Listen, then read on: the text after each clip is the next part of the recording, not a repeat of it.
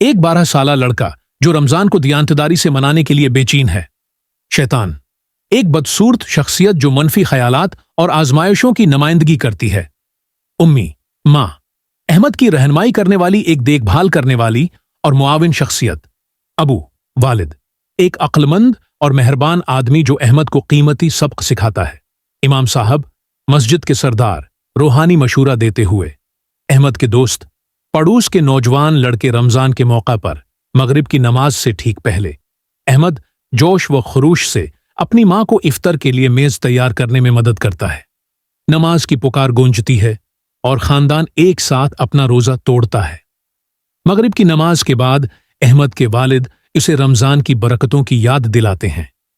अबू, अहमद, रमजान का मतलब सिर्फ रोजा रखना नहीं है, यह हमारे दिलों को पाक करने के बारे में है।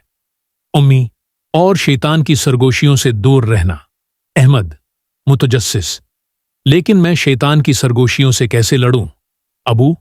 अबू गर्मजोशी से मुस्कुराता है। अहमद को नमाज और अल्लाह की याद पर भरोसा करने को कहता है।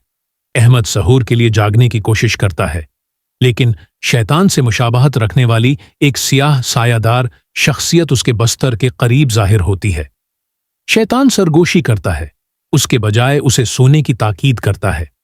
अहमद हचकचाता है, ज़िरेनिया, लेकिन उसे अपने वालिद के अल्फाज याद आते हैं और वो खुद को बस्तर से उतारने पर मजबूर करता है। शैतान सरगोशी करते हुए, सो जाओ अहमद, सहूर इतना अहम नहीं है। अहमद मुजाहमत करते हुए, नहीं, मैं आपकी बात नहीं सुनूंगा। अहमद को स्कूल के दौरान थकावट और भूख महसूस होती है। इसके दोस्त इसे नाश्ता पेश करते हैं और शैतान की आवाज उसे लालच देती है। वो अपने हैं अंदरूनी ख्यालात से लड़ता है, लेकिन रोजा रखने के अपने इरादे को याद करता है और इनकार कर देता है। शैतान, अगर आपने एक काटा तो किसी को पता नहीं चलेगा। अहमद, लेकिन अल्लाह जानता है और यही बात काबिल एतराज है।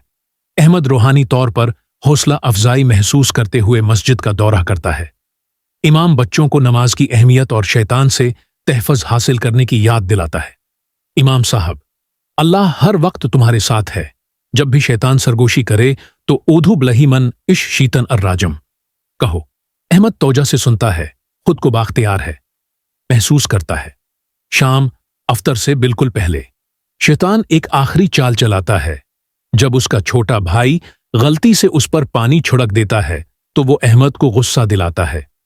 शैतान की सरगोशी जोर पकड़ती है और अहमद को गुस्सा करने की ताकीद करती है, लेकिन अहमद अपनी आंखें बंद कर लेता है, अल्लाह को याद करता है और अपने गुस्से पर काबू रखता है। शैतान, उस पर चलाओ, उसने तुम्हारे कपड़े खराब कर दिए। अहमद, नहीं, गुस्सा शैतान की तरफ से है, मैं पुरस्कून रहूंगा।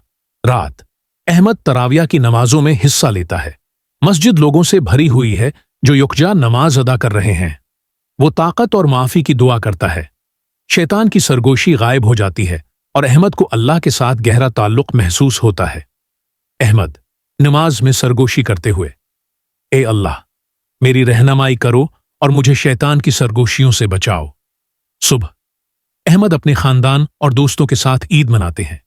उसे पूरे रमजान में अपनी ताकत पर फख्र महसूस होता है। शैतान की सरगोशी अब उसके ज़हन में नहीं है। अबू, अहमद, आपने अपने अंदर की जंग जीत ली है। ईद मुबारक। अहमद मुस्कुराते हुए, ईद मुबारक, अल्हम्दुलिल्लाह।